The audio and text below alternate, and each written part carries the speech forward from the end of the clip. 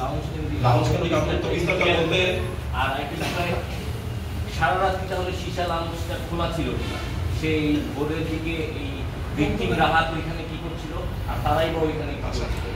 এখানে হচ্ছে যে প্রথমে যেটা আধিপত্য বিস্তার যেটা বললেন, সেই আধিপত্য বিস্তারটা হচ্ছে যে সীসা লাউঞ্জের ভিতরে কে কোথায় বসবে, ওখানে কিছু সিটের একটা প্রায়োরিটি থাকে, এইসব বিষয় নিয়ে হচ্ছে তাদের সাথে একটা দ্বন্দ্ব ছিল। যেটা আমরা জানতে পেরেছি যে রাহাতের সাথে মুন্না এবং হামজার গত 2 মাস আগে পরিচয় হয়, এবং মুন্না এবং হামজা হচ্ছে বেসিক্যালি একটু পকেটের ধরনের, তারা বেকার যুবক, তো তারা নিয়মিত সীসা লাউঞ্জে যেত এবং রাহাতকে তারা বড় ভাই বলে সম্বোধন করতো। তো ওইখানে আরেকজন ব্যক্তি, তার নামটা এসেছে সজীব নামে আরেকজন ভাইকে সম্প্রতি তারা বড় ভাইয়ের সম্বোধন করা শুরু করে, যার ফলে রাহাতের আবার এটা মেনে নিতে একটু কষ্ট হয় এবং এর ফলে তাদেরকে আবার তাদের সাথে একটা বাকবিতণ্ডা চলে। তো ঘটনার দিন যেটা হয়েছে, তারা সবাই সীসা গ্রহণের জন্য গিয়েছিল, সীসা লাউঞ্জে সীসা গ্রহণের জন্য গিয়েছিল, এবং মুন্না এবং হামজার বাসা হচ্ছে মোহাম্মদপুরে, তারা ওখান থেকে এখানে আসতো। তো এই পরিপ্রেক্ষিতে যখন রাহাতের মুন্না এবং হামজাকে দেখে, তখন সে রাত 1টার দিকে তাদেরকে বের হয়ে যেতে বলে। তো তারা বের হয়ে না গিয়ে অন্য কোথাও আত্মগোপন করেছিল ওই সীসা লাউঞ্জের ভিতরে। এরপরে যখন রাহাত 4টা বা তারও পরে যখন নেমে আসে সিঁড়ি দিয়ে, তখন তাদের তর্কাতর্কি এবং ঘটনাটা সংঘটিত হয়। এখন এটা অবহেলাগুলো খোলা থাকে কিভাবে, এটা আমাদেরও কোশ্চেন, আমাদেরও একটা প্রশ্ন, এটা নিয়ে কাজ করছে যে এইসব এলাকায় আমাদের এবারে যতগুলো অবহেলা লাউঞ্জ আছে, আমরা মাদকদ্রব্য নিয়ন্ত্রণ অধিদপ্তরের সাথে কোঅর্ডিনেশন সম্পন্ন করে দেন আমরা ইনশাআল্লাহ এইসবের বিরুদ্ধে অভিযানে যাব। ভাই, এই তিনজনের সাথে রাহাত আজকের যে দুজন, ওদের সাথে সীসা লাউঞ্জের কোনো সম্পর্ক আছে কিনা? সীসা লাউঞ্জের মালিকানার সাথে সম্পর্ক নেই। সীসা লাউঞ্জের মালিক দিয়ে আমরা জানতে পেরেছি প্রাথমিক তদন্তে ইব্রাহিম খলিল নামে একজন ব্যক্তি, যে কিনা এই হত্যার একজন আসামি। আমরা তাকেও ধরার জন্য তদন্ত চলমান আছে এবং কার্যক্রম চলমান আছে। তো তাকে যদি ধরা যায়, হয়তো প্রাথমিক জিজ্ঞাসাবাদে আরো বেশি তথ্য পাওয়া যাবে ইনশাআল্লাহ। সীসা লাউঞ্জে রাহাত ছিল যে সীসা লাউঞ্জে চাকরি করতো না, সে একজন ইন্টারনেট ব্যবসায়ী, সে ওখানে নিয়মিত সীসা গ্রহণের জন্য যেতেন এবং তার সাথে সীসা লাউঞ্জের মালিকের সাথে পরিচয় আছে। একটা কোশ্চেন ছিল, মার্কেট সীসা লাউঞ্জ এগুলো বন্ধের ব্যাপারে এটা আমাদের এখানে কিছু সীসা লাউঞ্জে তাদের রেজিস্ট্রেশন দেখতে হবে, তাদের যে ব্যবসার পারমিশন আছে কিনা সেগুলো দেখতে হবে, এবং এর জন্য আমাদের মাদকদ্রব্য নিয়ন্ত্রণ অধিদপ্তরের সাথে সমন্বয়পূর্বক আমরা ইনশাআল্লাহ এর ভিতরে অভিযানে যাব। সারা রাত কি খোলার কোনো নিয়ম আসলে আছে? সারা রাত খোলা থাকার নিয়ম এটা আমাদেরকে একটু দেখতে হবে। এখন সেটা আমাদের দেখতে হবে হচ্ছে যে মাদকদ্রব্য নিয়ন্ত্রণ অধিদপ্তর কি বলে। তো আমরা তাদের সাথে কথা বলে যথাযথ কাগজ নিয়ে কাগজপত্র প্রমাণ সাপেক্ষে দেন আমরা ছবি না যাবো।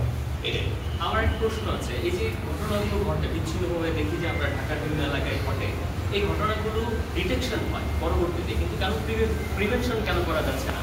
এইটার দায় কি কোনোভাবে আইন শৃঙ্খলা বাহিনীর উপর বর্তায় কিনা? যেমন এই যে একটা ঘটনা ঘটলো, মাঝে মধ্যে এরকম লাশ উদ্ধার হচ্ছে, মাঝে মধ্যে এই খুনের ঘটনা ঘটছে, সবকিছু মিলিয়ে আইন শৃঙ্খলা রক্ষাকারী বাহিনী পরে ডিটেকশন করে, কিন্তু প্রিভেনশনটা কেন হচ্ছে না? এটা আমরা আইন শৃঙ্খলা বাহিনী ডিটেকশন করে এবং প্রিভেনশনের জন্য কাজ করে। এখন কথা হচ্ছে যে প্রিভেনশন করার পরে সেটা আমাদের যে নিয়মিত যে কার্যক্রম, অভিযানিক কার্যক্রম থাকে, আমাদের মোবাইল কোর্ট চলমান থাকে, টহল কার্যক্রম থাকে, সবই থাকে। তো দেখা যায় যে এটা আইন শৃঙ্খলা বাহিনী একটা যখন এই যে একটা ঘটনা ঘটলো সেটার এগেইনস্টে আমরা হয়তো যেতে পারি, বাট যেটা চলমান আছে এটা আপনাদের সবার দায়িত্ব যে সমাজে এই ধরনের চলমান যে বিষয়গুলো আছে এগুলো যদি আপনারা রিপোর্ট প্রদান করেন, আপনার অনুসন্ধানমূলক প্রতিবেদন তৈরি করেন, দেন হচ্ছে জনসাধারণের একটা নেক চলে আসে এবং তাদের একটা সতর্কতামূলক এবং একটা মানে তারা এটা সম্পর্কে ওয়াকিবহল হয়। তো সেক্ষেত্রে আমাদের ক্ষেত্রে সবসময় সম্ভব হয় না যে একদম কোন বাসার ভিতরে কোন তালায় কি চলছে গোপনে সেটা জানা। তো এই ধরনের জন্যই এটা আসলে মিডিয়া ব্যক্তিত্ব আপনারা যদি এইগুলো বিষয়গুলো নিয়ে অনুসন্ধানমূলক প্রতিবেদন করেন, তার পরিপ্রেক্ষিতে আইন শৃঙ্খলা বাহিনীর সদস্য যারা আছেন অবশ্যই আমলে নেওয়া হবে এবং সেই ব্যক্তিতে তাদের বিরুদ্ধে অভিযান পরিচালনা করা হবে ইনশাআল্লাহ। এই ঘটনার সাথে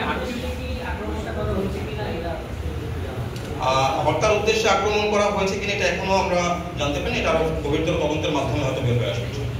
এই দুইজনই কি জড়িত না আর কেউ ছিল? মানে ওখানে জড়িত নাম নিয়ে আমরা যেগুলো নাম পেয়েছি এই দুইজন হচ্ছে মেইনলি। ওখানে একজন হচ্ছে যদি আপনার ফুটেজটা চিন্তা করেন, ওর সাথে একজন লাঠি দিয়ে বাড়ি মারে, তার নামটা এখন আমরা জানতে পারি, তাকে আমরা খুঁজতেছি। আর একজন হচ্ছে যে স্ট্যাবিং করে কি দিয়ে, মানে আপনার চাকু দিয়ে। সো এ হচ্ছে মেইনলি হচ্ছে মুন্না। আর এর সাথে ওখানে হামজাও ছিল, হামজাও তাকে যে পরবর্তী জুতোটা যে ছুঁড়ে মারে প্লাস মারে বাড়িতে। এই নামগুলো আমাদের প্রাথমিক তদন্তে এসেছে এবং এর অজ্ঞাতনামা কয়েকজন আসামিও আছে, প্লাস ইব্রাহিম খলিল এখনো পলায়ন অবস্থায় আছে। তো আমরা তাদেরকে ধরার জন্য অভিযান কার্যক্রম পরিচালনা করছি।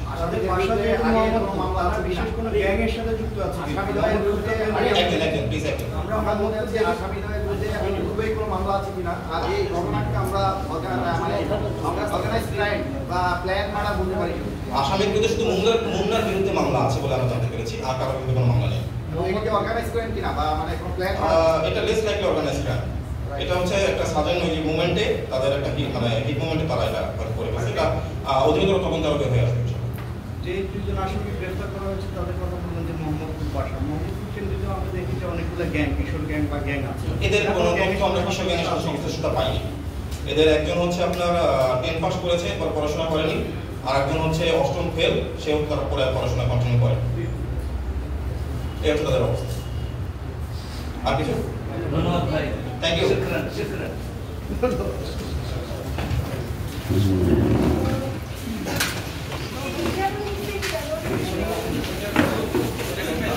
শুকরান।